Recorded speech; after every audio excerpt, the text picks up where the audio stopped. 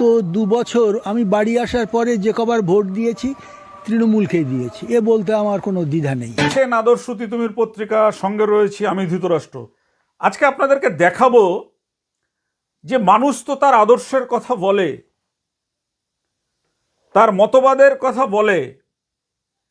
এই যে এই সময় আমাদের রাজ্যের নির্বাচন আসছে, ঠিক সেই সময় আমরা দেখছি যে একটা লোক, যিনি একসময় সিপিএমের দোদণ্ড প্রতাপশালী নেতা ছিলেন, যার কথাতে বারাসাতের শাসন এলাকায় বাঘে গরুতে একঘাটে জল খেত, এবং তার বাড়িতে পুলিশের ক্যাম্প ছিল। মানে তিনি এত বড় নেতা ছিলেন। নামটা জানতে চাইছেন তো আপনারা? মজিদ মাস্টার। এই মজিদ মাস্টার, আপনারা জানেন যে এই মজিদ মাস্টার শাসন এলাকায় দিনের বেলা যদি বলতেন রাত, সবাইকে হাত তুলে বলতে হতো রাত। দুধ সামনে রেখে যদি বলতেন দুধের রং কালো, সবাইকে বলতে হতো কালো। তিনি এত বড় দাপটিয়াল নেতা ছিলেন। 2011 সালে এই মজিদ মাস্টারকেই বামফ্রন্ট সরকার ক্ষমতাচ্যুত হবার আগে রাজ্যের মুখ্যমন্ত্রী বুদ্ধদেব ভট্টাচার্যের প্রচেষ্টায় মজিদ মাস্টারকে জেলে পাঠানো হয়েছিল। জেলে পাঠানো হয়েছিল মানে মজিদ মাস্টারের বিরুদ্ধে ভুরি ভুরি অভিযোগ বিধানসভায় বিভিন্ন জায়গায় হতো। সেই মজিদ মাস্টার এত আদর্শের বুলি আওড়াতেন, এত সততার কথা বলতেন। সেই মজিদ মাস্টার 2011 সালে তৃণমূল ক্ষমতায় আসার পরে তিনি বাড়ি থেকে পালিয়ে এসে বারাসাতের যে পার্টি অফিসটা ছিল, আছে সিপিএমের জেলা পার্টি অফিস, সেই জেলা পার্টি অফিসে তিনি আশ্রয় নিয়েছিলেন। জেলা পার্টি অফিসে থাকতেন, পরে বারাসাতে ভাড়া নিয়ে থাকা শুরু করেন। আমরা এখানে একটা কথাই বলতে চাই যে বামফ্রন্ট যখন ক্ষমতায় ছিল, মজিদ মাস্টারের ধারে কাছে যাওয়া কিন্তু মানুষের কাছে দুষ্কর ছিল। একেবারে কমান্ডো বাহিনী পরিবৃত হয়ে তিনি চলতেন, আর শাসন এলাকাকে একেবারে তটস্থ করে রেখেছিলেন। সমস্ত বিরোধী লোকেরা দেখবেন আপনারা যে সেই সময় প্রত্যেক দিনই খবরের কাগজে সংবাদ প্রকাশ হতো যে শাসনের বিরোধীরা আক্রান্ত।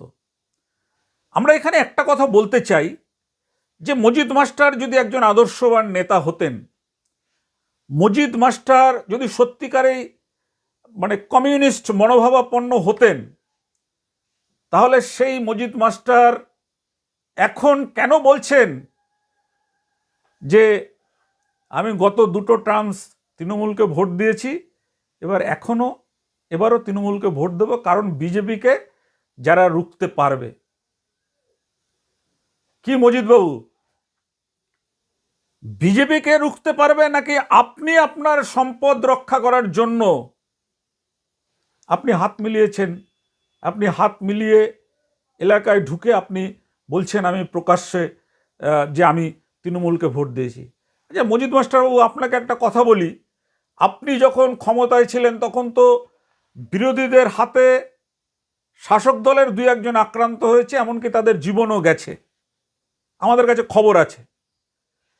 যখন ক্ষমতা থেকে চলে গেছে তখনও অনেক আপনার আদর্শে অনুপ্রাণিত হয়ে অনেক যুবক ঝাঁপিয়ে পড়েছিল, তারা কিন্তু ঘরে ফিরতে পারেনি। তাদের আজও আমরা দেখতে পাই বারাসাতেই তারা ভাড়া থেকে বারাসাত স্টেশন দিয়েই তাদের ঘোরাফেরা করতে দেখা যায়। এক সময় যে ভেরির সাম্রাজ্য, সেই সাম্রাজ্যের মাস্টার ছিলেন এই মজিদ মাস্টার।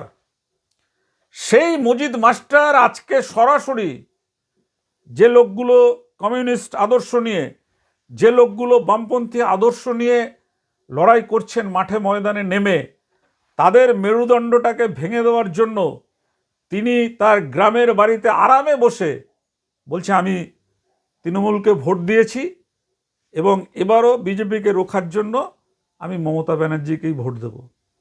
কেন?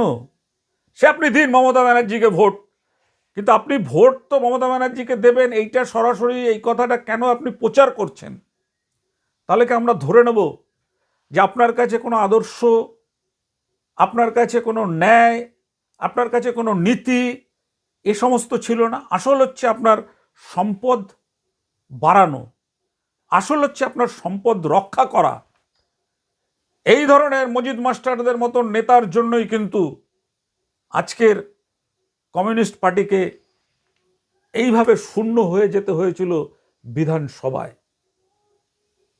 বিধানসভায় শূন্য হয়ে যেতে হয়েছিল, কারণ এই মজিদ মাস্টারদের মতন এইরকম নেতা শুধু উত্তর 24 পরগনা জেলায় নয়, সমস্ত জায়গায় ছিল। আর আপনারা জানবেন, যখন শাসক দলে কেউ শাসক দলের কোনো প্রতিনিধিত্ব করেন, বিশেষ করে যদি জেলা কমিটি বা জেলা সম্পাদক মণ্ডলীর সদস্য হয়, তারা তখন মানে কি যোগ্যতা না থাকলেও বিরাট মাপের নেতা হয়ে যায়। শাসক দলে কলা গাছ থাকলেও কলা গাছ তখন কলা গাছকে লোক মনে করে অনেক বড় নেতা।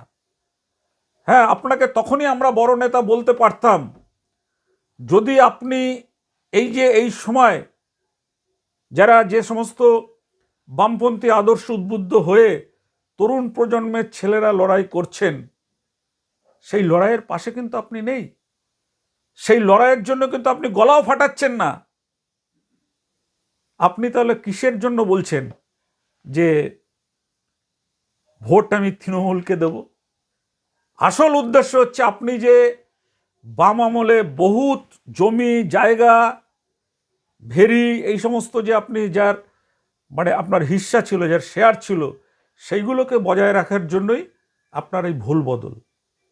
আমরা কিন্তু এই ভুল বদলকে মনে করি যে আসলে আপনার কোনো আদর্শ নেই, আসলে আপনার কোনো ন্যায় নেই, আসলে আপনার কোনো ত্যাগ নেই, আসলে আপনার কোনো তিতিক্ষা নেই। আপনি নিজেকে ভালো রাখার জন্যই আপনি আজকে এই ভুল বদল করেছেন। আপনাদের যদি ভালো লাগে ছড়িয়ে দেবেন চারিদিকে আমাদের এই খবর, শেয়ার করবেন। আমাদের লড়াই কিন্তু সত্য প্রতিষ্ঠার জন্য, সত্যের জন্য আমাদের লড়াই। পিকে ঠেকাবার জন্য পশ্চিমবাংলায় আর যে দলগুলো আছে তার মধ্যে একমাত্র তৃণমূল ছাড়া আমার চোখে এক্ষুনি কাউকে পড়ছে না। সেই কারণে তৃণমূল কংগ্রেসকে ভোট দিচ্ছেন। তৃণমূল কংগ্রেসকে সেই কারণেই ভোট